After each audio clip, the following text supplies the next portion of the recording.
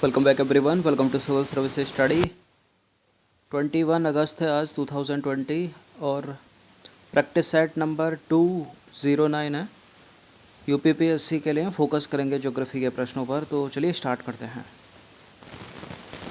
तो question number 1 है, लावा के ठोस होने पर पृथ्वी के अंदर कौन सी चट्टानें निर्मित होती हैं? बताइए। देखिए, लावा है, एक तरह से देखा जाए तो मैग्मा है। ये पृथ्वी के बाहर ही स्फुटित नहीं हो पाता, मतलब अंदर ही जम जाए, बाहर नहीं निकल पाए। तो कौन सी चट्टानें बनेगी? प्लूटोनिक चट्टानें बनती हैं। ऑप्शन नंबर ए है इसका आंसर। तो देखिए, जब लावा पृथ्वी के अंदर काफ़ी गहराई पर ही जम जाता है तो प्लूटोनिक चट्टानों का निर्माण होता है। और अधिक गहराई पर स्थित होने के कारण लावा को ठंडा होकर जमने में काफ़ी समय लग जाता है। इससे इसके जो रवे हैं वो बड़े होते हैं। क्वेश्चन नंबर 2 पर आ जाइए। ज्वालामुखी पर्वत माउंट सेंट हेलेंस कहाँ पर स्थित है? ये माउंट सेंट हेलेंस कहाँ पर स्थित है? चिली, जापान, फिलीपींस या फिर संयुक्त राज्य अमेरिका? यह है संयुक्त राज्य अमेरिका, ऑप्शन नंबर डी। तो देखिए, माउंट सेंट हेलेंस संयुक्त राज्य अमेरिका के इस्केमानिया काउंटी में माउंट एडम से लगभग 34 मील पश्चिम वेस्ट में स्थित है। क्वेश्चन नंबर 3 पर आ जाइए। निम्नलिखित में से कौन से क्रियाशील ज्वालामुखी है? क्रियाशील मतलब एक्टिव, सक्रिय ज्वालामुखी, एक्टिव वोल्केनो कौन कौन से हैं इसमें? अंकाकागुआ, एटेना, किलिमंजारो, वेसुवियस। ऑप्शंस भी देख लीजिए किस तरह से हैं। देखिए, किलिमंजारो तो सभी को पता होगा, ये तो निष्क्रिय ज्वालामुखी है ना, तंजानिया का। तो 3 को एलिमिनेट कर दीजिए, जहाँ जहाँ पर 3 है वो तो होगा नहीं। काम आसान बनाओ अपना, हल्का। थर्ड को 2 कट जाएगा, और चौथे ऑप्शन में क्या? 2 4। तो यहाँ एटना जो है इटली का, और वेसुवियस भी इटली का जो है, 2 ये एक्टिव वोल्केनो है। तो इसका आंसर 2 4 हो जाएगा। अंकाकागुआ भी एक्टिव नहीं है। 2 4 हो जाएगा तो करेक्ट हो जाएगा डी। तो देखिए, किलिमंजारो तंजानिया में स्थित एक निष्क्रिय ज्वालामुखी है। अंकाकागुआ दक्षिण अमेरिका महाद्वीप का उच्चतम पर्वत शिखर है, ज्वालामुखी नहीं है वो। एटना और वेसुवियस जो हैं वो इटली में एक्टिव वोल्केनो है, सक्रिय ज्वालामुखी हैं। एटना जो है इटली के सिसिली में है, और वेसुवियस है नेपल्स में। दोनों के दोनों इटली में स्थित हैं, एक्टिव वोल्केनो है। क्वेश्चन नंबर 4 पर आ जाइए। निम्नलिखित में से किस यंत्र का भूकंप तरंगों के मापन के लिए प्रयोग किया जाता है?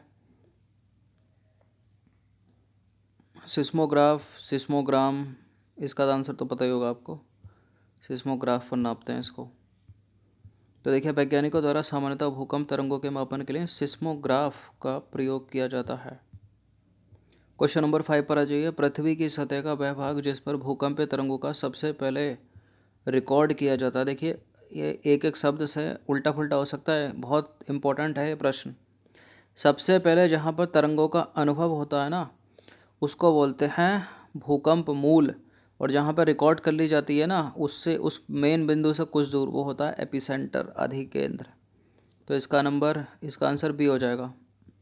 तो देखिए, भूकंप का सर्वप्रथम जहाँ उद्भव होता है ना, उसको बोलते हैं भूकंप मूल। और जहाँ पर भूकंपीय तरंगों को सर्वप्रथम रिकॉर्ड कर लिया जाता है, उसको बोलते हैं एपिसेंटर, अधिकेंद्र। क्वेश्चन नंबर 6 पर आ जाइए। किसे पर्वतों का सागर कहा जाता है? जापान, ब्रिटिश कोलंबिया, दक्षिण अमेरिका का पश्चिमी तट, दक्षिण पूर्व एशिया। कौन है इसमें पर्वतों का सागर? यह है British Columbia, option number C, B. तो ब्रिटिश कोलंबिया को जो है पर्वतों का सागर कहते हैं। ब्लैक पर्वत अवस्थित है, कहाँ पर अवस्थित है ब्लैक पर्वत? कनाडा, नॉर्वे, स्विट्जरलैंड, यूएसए में है ब्लैक पर्वत, ऑप्शन नंबर डी। तो देखिए, ब्लैक पर्वत जो है वो संयुक्त राज्य अमेरिका के नॉर्थ कैरोलिना प्रांत में अवस्थित है। यह ग्रेट ऑपलेशियन पर्वत तंत्र का भाग है। और ब्लैक फॉरेस्ट बताइए कहाँ पर है? अलग अलग नाम है दोनों। ब्लैक फॉरेस्ट कहाँ पर है? फ्रांस में, जर्मनी, यूक्रेन या रूस? वो था ब्लैक पर्वत, यह है ब्लैक फॉरेस्ट पर्वत। ब्लैक पर्वत था यूएसए में, और ब्लैक फॉरेस्ट कहाँ पर है? ब्लैक फॉरेस्ट पर्वत या ब्लैक फॉरेस्ट माउंटेन, जर्मनी। तो देखिए, जर्मनी में स्थित है ब्लैक फॉरेस्ट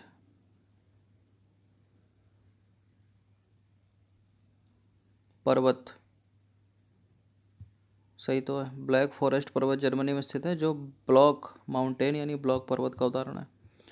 क्वेश्चन नंबर 9 पर आ जाइए। निम्नलिखित कथनों पर विचार करना है। दो स्टेटमेंट है यहाँ पर और बताना कि इनमें से कौन सा करेक्ट है। पहला स्टेटमेंट है माउंट टिटलिस स्विट्जरलैंड में अवस्थित है और एपिनाइन पर्वत जो है वो इटली में अवस्थित है। करेक्ट है, दोनों इंटरचेंज करें। करेक्ट है, सही सी है इसका आंसर। तो दोनों के दोनों करेक्ट हैं, पढ़ लीजिएगा इनको। एपिनाइन इटली में और माउंट टिटलिस स्विट्जरलैंड में अवस्थित है। तो इटली इस तरह से भी न्यूज़ में रहा है, तो पर्वत ही पूछ सकते हैं, क्योंकि कोरोना के चक्कर में काफ़ी जो है इटली का नाम रहा था समाचारों में। क्वेश्चन नंबर 10 पर आ जाइए। स्पेन और फ्रांस के मध्य कौन सा पर्वत है? ये इंपॉर्टेंट है क्वेश्चन। स्पेन और फ्रांस के मध्य कौन सा पर्वत सीमा बनाता है? इसका आंसर है पिरेनीज पर्वत, ऑप्शन नंबर बी। तो देखिए, स्पेन और फ्रांस के मध्य जो पिरेनीज पर्वत है वो सीमा बनाता है। यह पर्वत आइबेरियन प्रायद्वीप का शेष यूरोप महाद्वीप से अलग करता है। आइबेरियन प्रायद्वीप को शेष यूरोप महाद्वीप से अलग करता है। इसका विस्तार विस्के की खाड़ी से भूमध्य सागर तक है। क्वेश्चन नंबर 11 है ग्रेट ऑर्टिजन बेसिन किस देश में अवस्थित है? ग्रेट ऑर्टिजन बेसिन है ऑस्ट्रेलिया में। तो ग्रेट ऑर्टिजन बेसिन जो है ऑस्ट्रेलिया के शुष्क एवं अर्ध शुष्क क्षेत्र में ग्रेट डिवाइडिंग पर्वत और मध्यवर्ती उच्च भूमि के मध्य विस्तृत विश्व की बृहत्तम भूमिगत जल बेसिनों में से एक है ऑस्ट्रेलिया में। पंजसीर की घाटी कहाँ अवस्थित है? पंजसीर की घाटी ईरान में नहीं है, मिस्र में नहीं है, यह अफ़गानिस्तान में। तो पंजसीर घाटी जो है अफ़गानिस्तान के पंजसीर प्रांत में काबुल के उत्तर में स्थित है। यह घाटी पंजसीर नदी से घिरी हुई है। अगर पूछा जाए पंजसीर नदी कहाँ बहती है तो अफ़गानिस्तान में।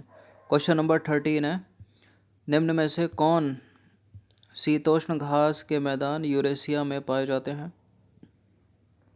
तो डाउन्स तो ऑस्ट्रेलिया में है, बेल्ड साउथ अफ्रीका में है, प्रेरीज हो गया नॉर्थ अमेरिका में, स्टेपीज जो है वो है यूरेशिया में। ऑप्शन नंबर सी है इसका आंसर। तो देखिए, स्टेपी शीतोष्ण घास के मैदान यूरेशिया में पाए जाते हैं। इंपॉर्टेंट है, घास के मैदान पूछ ले जाते हैं। नंबर 14 पर आ जाइए। निम्नलिखित देशों पर विचार करना है। Albania, Bosnia Herzegovina, Croatia, Macedonia.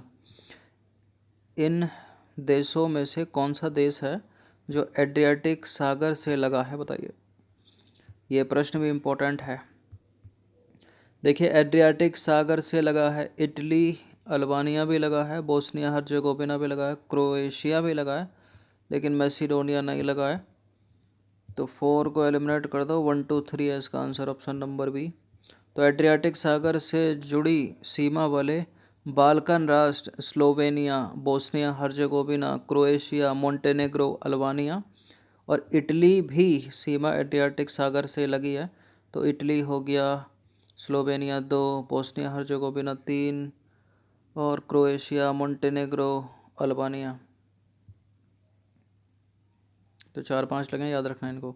Question number 15 पर आ जाइए। ये दो अलग अलग हैं। 15 पर आ जाइए। हॉर्न ऑफ अफ्रीका किसको कहा जाता है? हॉर्न ऑफ अफ्रीका कौन कौन है इसके अंग? ये भी इम्पोर्टेंट है। इसके हैं सोमालिया, इथोपिया और जिबूती। तो सी है इसका आंसर।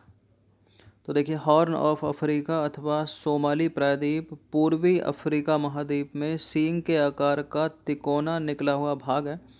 इसमें है जिबूती, इथोपिया, इरिट्रिया और सोमालिया। ये 4 हैं, जिबूती, इथोपिया, सोमालिया और इरिट्रिया।